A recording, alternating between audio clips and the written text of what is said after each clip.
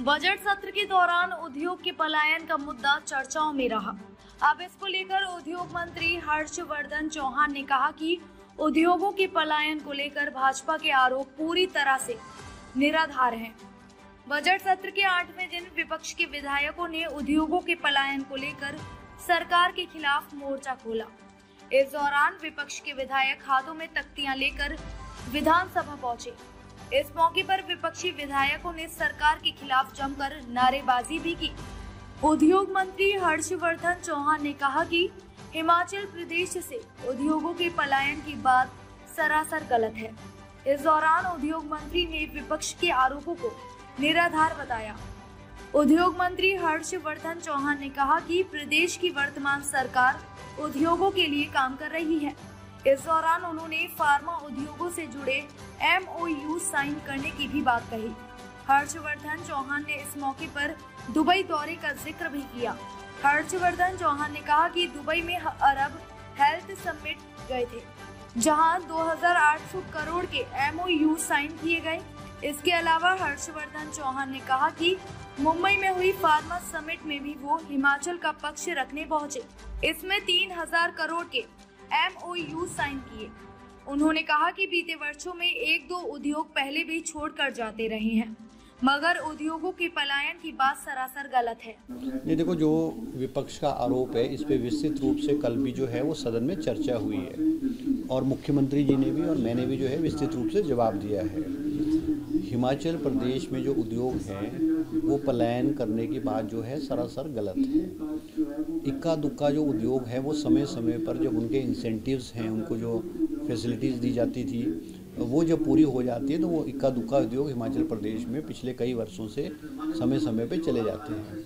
हिमाचल प्रदेश का कोई भी बड़ा उद्योग हिमाचल प्रदेश से नहीं गया है। और अभी पिछले 1.25 साल से जब से कांग्रेस की सरकार बनी है, हमने लगभग कोई MOUs जो हैं सिंगल विंडो क्लियरेंस के थ्रू जो है लगभग कोई 6000 करोड़ के MOU साइन किए हैं, जिनमें से बहुत सारे उद्योगों ने काम करना भी जो है वो आरंभ कर दिया है। अभी हम जो है मैं मुंबई में फार्मा हब समिट मुंबई में पिछले साल हुआ था, मैं वहाँ गया था। हमने लगभग 3000 करोड़ के MOU मुंबई में भी साइन किए हैं और लोग हिमाचल प्रदेश में आना चाहते हैं। अभी मैं दुबई, हम एक इंडस्ट्री का अरब हेल्थ समिट दुबई में लगा था, वहाँ हम गए। हमने दुबई में भी जो है 2800 करोड़ रुपए के जो है वो MOU साइन किए हैं, जो बाकायदा ये जो है यहाँ वो रिपोर्ट है, हमारी जो टूर की रिपोर्ट है इसमें है, आप ये देख सकते हैं। Theon pharma limited 125 crore MOU sign हुआ है। Global organisation 300 crore electrical vehicles का। Torque pharmaceuticals 200 crore API unit bulk drug park में लगाने को तैयार है वो। इनोवा काफ लिमिटेड 400 करोड़, ये भी API यूनिट है, ये बल्क ड्रग पार्क में लगाने को तैयार है। मेस्कस MKN इंटीरियर्स 50 करोड़ लगाने को तैयार है। Global business federation 150 crore medical tourism में जो है ये लगाने को तैयार हैं। और API यूनिट में बल्क ड्रग पार्क में हिमाचल प्रदेश में 100 करोड़ की इन्वेस्टमेंट करने को तैयार है। इसके अलावा लीलावती फाउंडेशन जो है वो हेल्थ केयर सेक्टर में, जो कांगड़ा में जो है वो हेल्थ केयर सेक्टर में लगाने को तैयार है। ये सारी की सारी जो है MOU साइन हुए, हम दुबई में गए थे। अब ये कहना जो है कि निराधार है, कोई तथ्य नहीं है या कोई कुछ नहीं है, ऐसा नहीं है। सरकार, इंडस्ट्री डिपार्टमेंट जो है वो सीरियस है, हिमाचल प्रदेश में इन्वेस्टमेंट लाने की कोशिश कर रही है। और जो मेडिसिनल डिवाइस पार्क और बल्क ड्रग पार्क के बारे में भी विस्तृत रूप से मैंने सदन में बताया, ये बहुत बड़े प्रोजेक्ट्स हैं, इनकी औपचारिकता पूरी करने में समय लगता है। हमने जो बेसिक इंफ्रास्ट्रक्चर है, रोड है, बिजली है, पानी है, लैंड डेवलपमेंट है, ये सारी की सारी औपचारिकताएं पूरी कर दी है। एनवायरनमेंट क्लियरेंसेस की जो है EC पब्लिक हियरिंग है वो मार्च में होगी।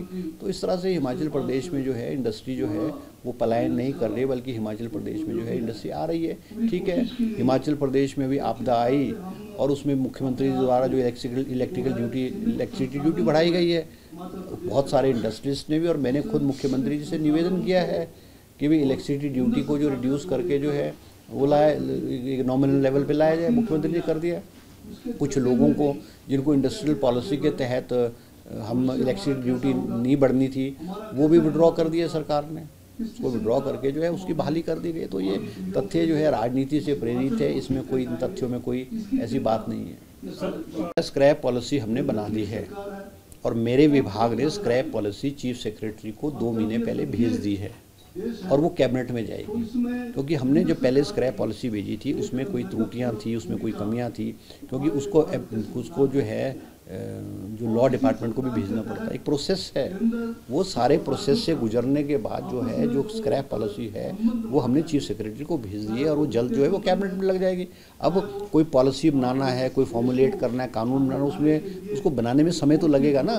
तो ऐसा तो है नहीं, उनको लॉ में भी करनी पड़ती है, हमने लोगों से जो पब्लिक ओपिनियन है, जो इफेक्टेड लोग हैं इंडस्ट्री से, उनकी भी राय ली है। उसके करने के बाद उन सब राय लेने के बाद जो है हमने सारी की सारी फॉर्मुलेट करके तैयार कर दी स्क्रैप पॉलिसी।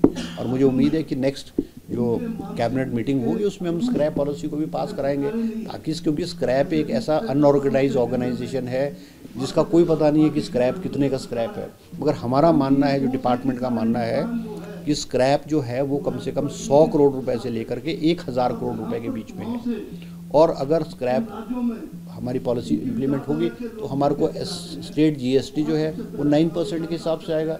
अब किसी आइटम पे 5% जीएसटी, किसी पे 9% है, किसी पे 18% है। तो अगर हम उन्होंने एवरेज 9% भी मान ले तो हमको हिमाचल प्रदेश को स्क्रैप से ही लगभग 100 करोड़ रुपए की आमदनी आएगी आने वाले समय में।